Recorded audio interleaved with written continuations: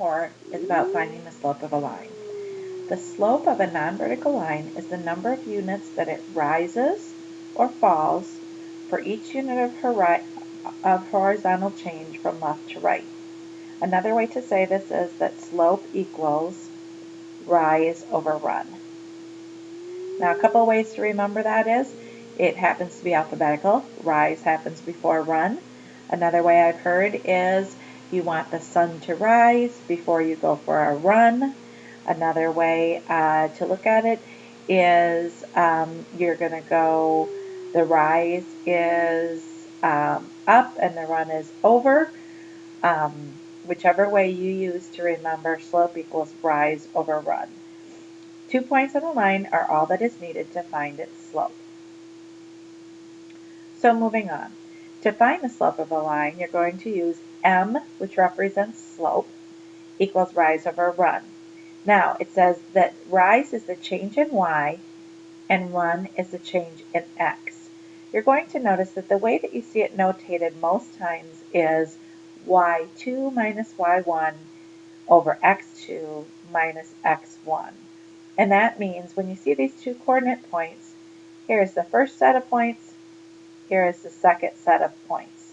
So what they're doing is they're taking the y from the second set of points, that's where you see y2 minus the first y, and that is all over x from the second set of numbers, or coordinate point, sorry, and the x from the first coordinate point. Now, you can do it that you are doing the y1 minus y2 over x1 minus x2, as long as you're going from the same point first of the y to the same point first of the x. So you have to make sure that you're doing them in that correct order. So, it says find the slope of the line that's passing through, and we could count this as our first set of coordinate points, and this is our second set of coordinate points. Let me undo that and see if I can get you a better 2 there. The second set of coordinate points. So my y, now again, it's important to take the right one. Rise is the y, going up and down the axis. So my y2 would be 4. My y1 would be minus 2. That's the 2 right here. And I'm going to then, I start at my second point. My x is 3 on my second point, and my x is a negative 2 on my first point. Now I need to make sure that I simplify this. 4 minus 2 is easy, that's 2. And 3 minus a negative 2 would be 3 plus 2, and that is 2/5. Now, 2/5 is a positive, so I have a positive slope here. So let me go ahead and reveal that to you. And there we go. So a positive slope rises from left to right. Sorry about that. See if I can point that out there. Rises from left to right, and that is a positive slope. 2/5 is a positive number, so that is a positive slope. When we are writing slopes, we always write them in a fraction form. Now, a line with 0 slope would be a horizontal. If you're not going up a hill at all, you're flat. That does not happen much in Dubuque, but you are at a horizontal line. So let's try this one. Again, this is my second set of coordinate points. This is my first set of coordinate points. So I'm going to take my y from my second set, which is 2, minus my y from my second set, which is 2 as well, x from my second point, which is 3, and x from my first point, which is a negative 1, and I end up with 0 over 4. That part doesn't even matter because 0 over anything. If I ate 0 pieces out of the 4 that were cut, I ate 0.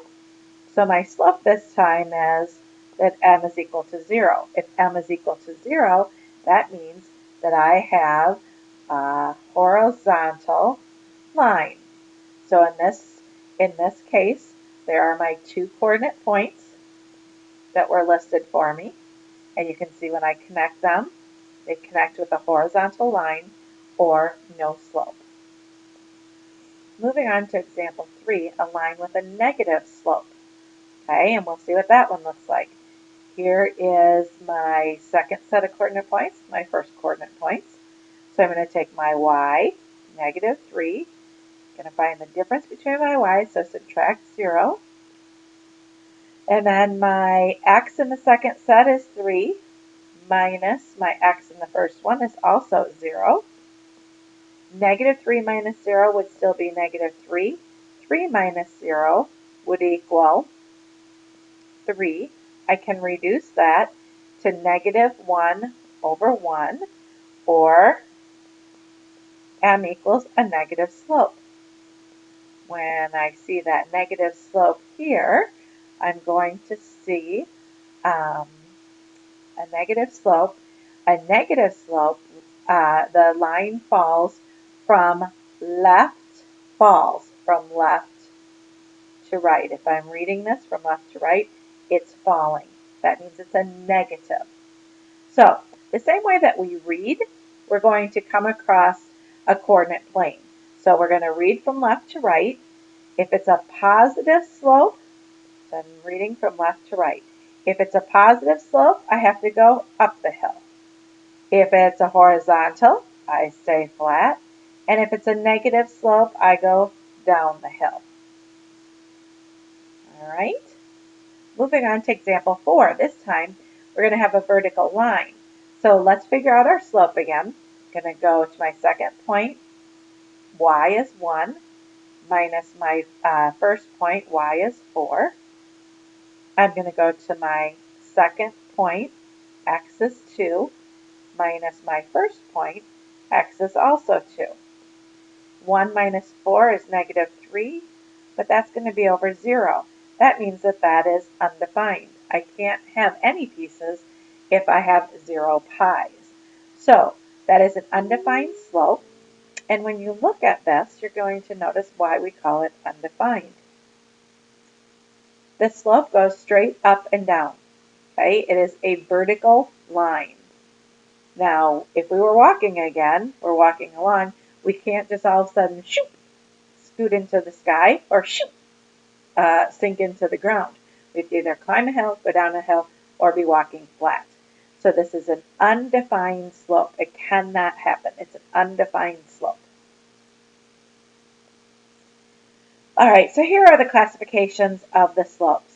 A slope that rises from left to right. Here I am walking along, climb the hill. Sorry. Climbing the hill. That's a positive slope. Here I am walking along. Oh, I'm going to go down the hill. That's a negative slope. Walking along. Oh, I get to be on a nice flat road here. That is a slope of 0, which is a horizontal line. I'm walking along. Shoot! I scoot up to the sky, or shoot, go the other place. Don't want to do that. So that is undefined. I cannot just simply go straight up into the sky or sink into the ground. So given the slope, find a y coordinate.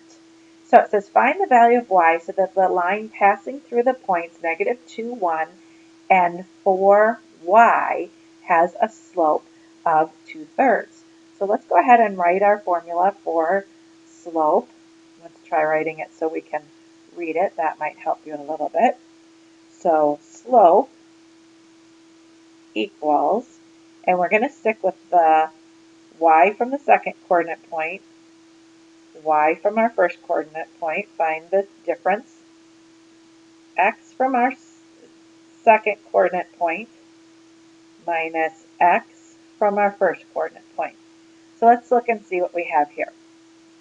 So y from our first coordinate point, we're going to just leave as y, minus y from our second coordinate point, or I'm sorry, from our first coordinate point, which is 1. Now we're going to have x from our second coordinate point, which is 4, minus x from our first coordinate point, which is a negative 2. Now, it already told me that my slope is going to be equal to 2/3. So, for me to figure out what y equals, you can see that I have a proportion or an equivalent fraction here. So let's go ahead and simplify it first of all. I'm going to do that next to here. So I have 2/3 equals y minus 1, and then I have, can't simplify that because it's not like terms, 4 minus negative 2, that's 4 plus 2, which is 6.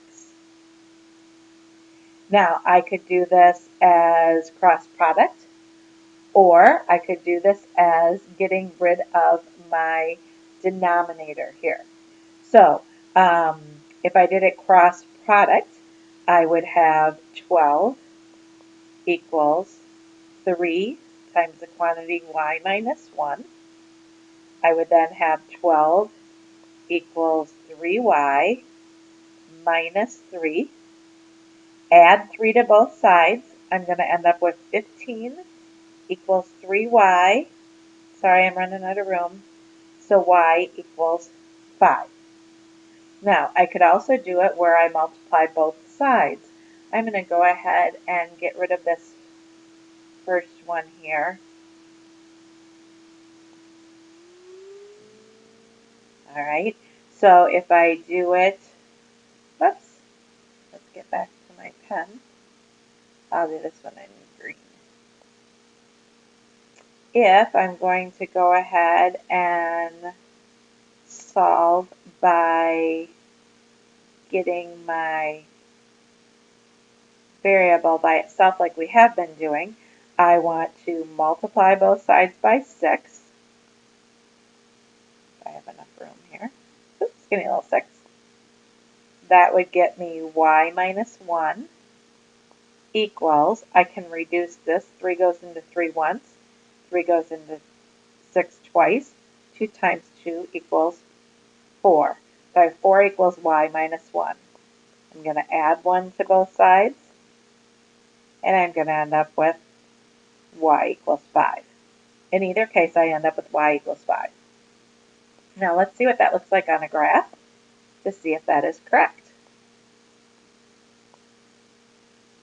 So I have my 1 point here that was negative 2, 1. That is that point there. And then it says that my other coordinate point was at 4. So that means that I went over 4. But then we didn't know what the y coordinate point was. Now with slope, slope means rise over run. So I'm going to show you another way if I was looking at the graph. So the slope said rise was 2. So I'm going to go up 2, 1, 2, and I'm going to go over 3, 1, 2, 3. Now I'm going to go up 2 again. Sorry about that. 1, oops, 1, 2, and I'm going to go over 3 again. 1, 2, 3, and I end up at that same spot. So if I just simply applied my rise over run, I could get to that same place. Now, interpreting slope as a rate of change. A rate of change compares two different quantities that are changing. For example, you've been working a lot with velocity in science. The rate at which a distance is changing with time is called velocity.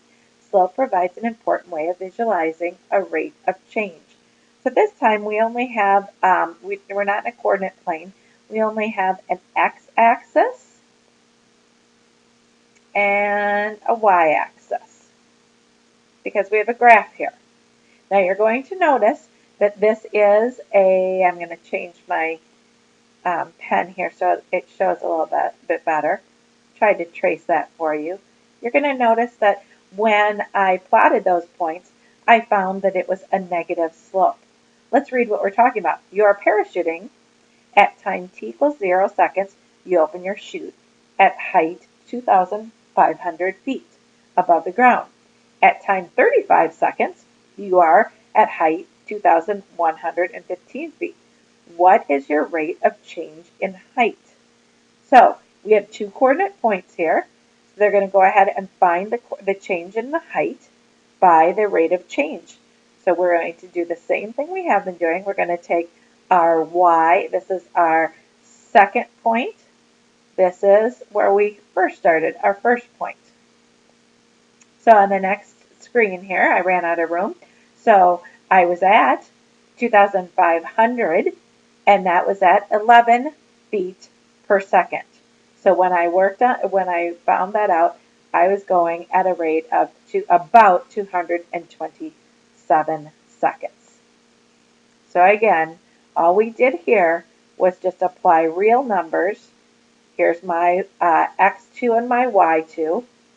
Here's my x1 and my y1, and I'm going to do the same thing I was doing with the other slopes. And that concludes lesson 4.4, all about slope of a line.